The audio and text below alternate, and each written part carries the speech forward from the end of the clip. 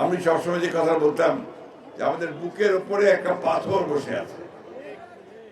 এই প্রথম আমরা আজকে এখানে সভা করছি, দেখছেন একটা আমাদের মধ্যে কিন্তু কোনো আতঙ্ক নাই, আমাদের মধ্যে একটা স্বস্তির ভাব আছে সকলের, তাই না? এই অবস্থাটা আমাদের ছেলেরা, আমাদের মানুষেরা, আপনারা দীর্ঘদিন সংগ্রাম করে, লড়াই করে, বুকে রক্ত ঢেলে দিয়ে এই অবস্থাটা আপনারা ফিরিয়ে নিয়ে এসেছেন। আজকে ফ্যাসিস্ট হাসিনা পালিয়ে গেছে, ফ্যাসিস্ট হাসিনা পালিয়ে গেছে জনগণের রোষের মাধ্যমে, জনগণের ক্ষোভের কারণে, জনগণকে তাড়া করে দেশ ছাড়া করেছে, তাই না? অথচ দেখেন এই কিছুদিন আগেও সে বলেছে যে হাসিনা দেশ ছেড়ে পালায় না, বলছিল না? আজকে সে পালিয়ে গেছে। পালিয়ে যাওয়ার পরেও কিন্তু তার যে দুষ্টামি, যে মানুষের ক্ষতি করার যে অভ্যাস, সেটা যায় নাই। দিল্লিতে বসে সে ষড়যন্ত্র করছে, চক্রান্ত করছে এবং বলছে তোমরা সবাই তৈরি হও, আমি একদিন টুপ করে চলে আসবো।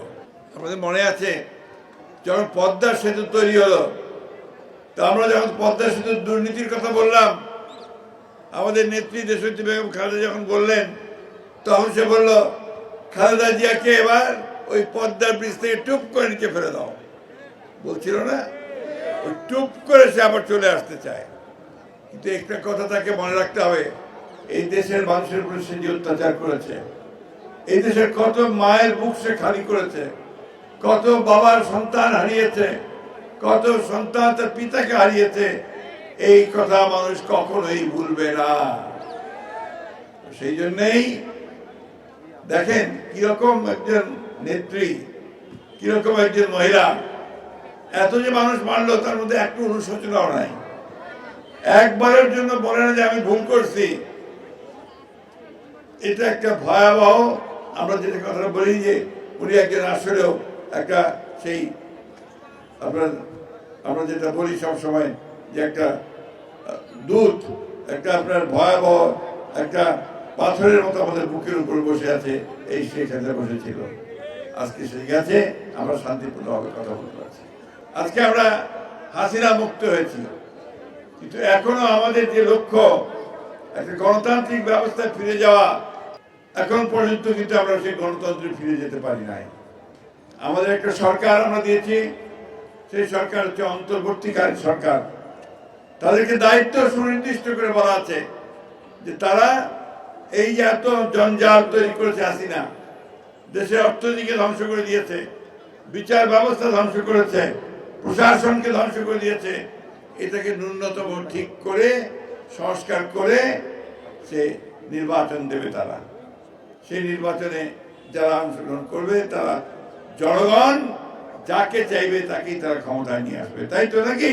আজকে এই সুযোগ এসেছে, আমরা এই অন্তর্বর্তীকালীন সরকারকে, প্রফেসর ইউনূসের সরকারকে সেই জন্য অনুরোধ করেছি যত দ্রুত সম্ভব আপনারা এই ন্যূনতম সংস্কার যেটা প্রয়োজন, অর্থাৎ মানুষ যেন সঠিকভাবে ভোট দিতে পারে, বিচারটা যেন মানুষ সঠিক পায়, প্রশাসন যেন কোনো পক্ষপাতিত্ব না করে, এই বিষয়গুলো দেখে আপনারা একটা ভোটের আয়োজন করেন, যেখানে মানুষ ভোট দিয়ে তার প্রতিনিধি নির্বাচিত করতে পারবে। আমাদের সামনে এখন কিন্তু কঠিন সময়, আপনারা নির্বাচন হবে, আজকে কালকে নির্বাচন হবে, কিন্তু নির্বাচনে জনগণের ভালোবাসা যদি আমরা অর্জন করতে পারি, তাহলে কিন্তু আমরা রাষ্ট্র পরিচালনার দায়িত্ব পাবো, তা নাহলে আমরা পাবো না। আমাদের যে বর্তমান সরকার আছে তাদেরকে শুধু একটা কথাই বলতে চাই, আবারও রিপিট করতে চাই, পুনরাবৃত্তি করতে চাই যে আমাদের ছেলেরা আমাদের এই আন্দোলনে সবসময় তারা একটা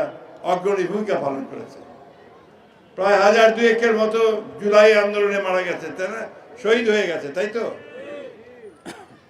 তো আমরা 15 বছর ধরে আমরা লড়াই করেছি, সংগ্রাম করেছি। এই 15 বছরে আমাদের বিএনপির বহু লোক মারা গেছে। ওই জুলাই আন্দোলনে আমাদের 426 জন ছাত্র, নেতা, কর্মী শহীদ হয়েছে। আমরা আপনাদের কাছে যেটা চাই, নিরপেক্ষ থাকবেন, সম্পূর্ণ নিরপেক্ষ থাকবেন। নির্বাচন অবশ্যই দেশে হবে, এই নির্বাচনটি হতে হবে সব সময় নিরপেক্ষ সরকারের অধীনে। আমরা চাইব যে অন্তর্বর্তীকালীন সরকার তারা সম্পূর্ণ নিরপেক্ষ থেকে এই নির্বাচনের ব্যবস্থা করবেন। ছাত্ররা রাজনৈতিক দল গঠন করতে চায়, আমাদের এতটুকু আপত্তি নেই, বরং আমরা আনন্দিত। ছাত্ররা রাজনীতি করবে, আসবে, তারা নতুন দল গঠন করবে, আমরা তাদেরকে স্বাগত জানাবো।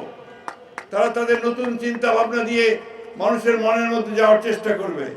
কিন্তু সরকারের থেকে যদি দল গঠন করেন, এই দেশের মানুষ সেটাকে মেনে নেবে না। নেবে কে?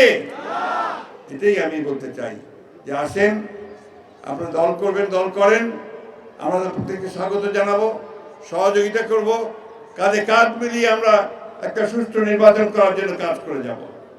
একই সঙ্গে আপনাদেরকে অনুরোধটুকু জানাবো, অযথা কনফ্রন্টেশন, সংঘাতমূলক কোনো কথাবার্তা রাজনীতির মধ্যে না আনাই ভালো হবে, আমরা এটা আশা করি।